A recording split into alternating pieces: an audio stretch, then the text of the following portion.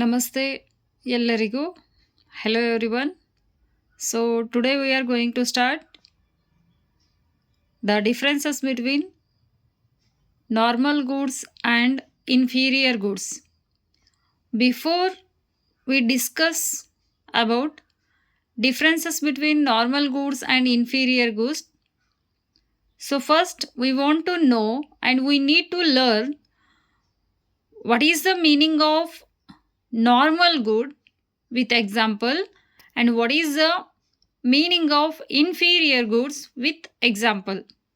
So firstly we are going to start from normal goods. What is a normal goods? So which means those goods whose demand increases with rise in income decreases. Those goods demand increases with rise in income decreases with fall in income is called normal goods. If income increases, demand also increases. If income decreases, demand also decreases.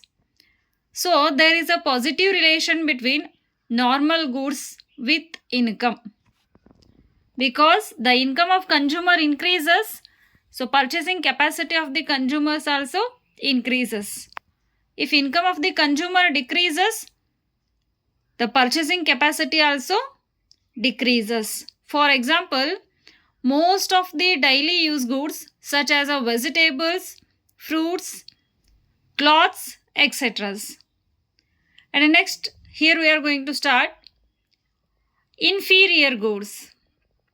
Then what is inferior goods? A good for which the demand decreases with income of the consumer increases, which is known as inferior goods, which means there is a negative relationship between income of the consumer and inferior goods. If a income of the consumer increases, demand for the inferior goods decreases. If income of the consumer decreases and demand for the inferior goods will increases.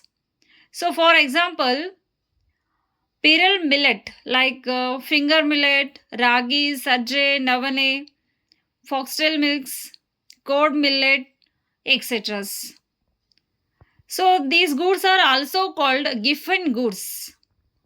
So here we are going to start distinguishes means differences between normal goods and inferior goods. What are the differences between normal goods and inferior goods?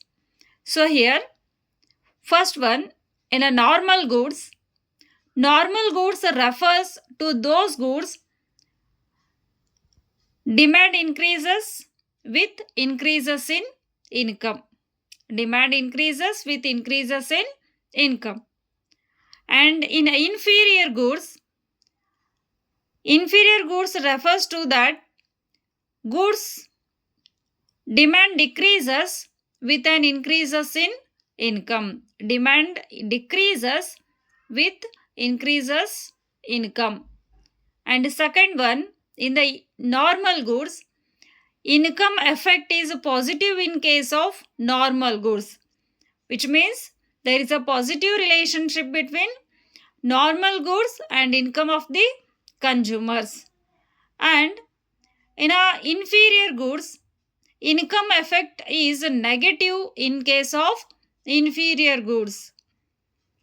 It means there is a negative relation between inferior goods and income of the consumers. And the next third one, in a normal goods, there is a direct relation between income and demand for normal goods. There is a direct relation between income and demand for normal goods. And in the case of inferior goods, there is an inverse relationship between income of the consumer and demand for the inferior goods. There is an inverse relationship between income of the consumer and demand for the inferior goods.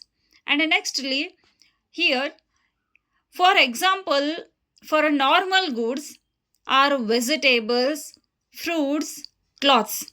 Because if income of the consumer increases, consumer wants to purchase greater quality goods from loose goods to packed goods.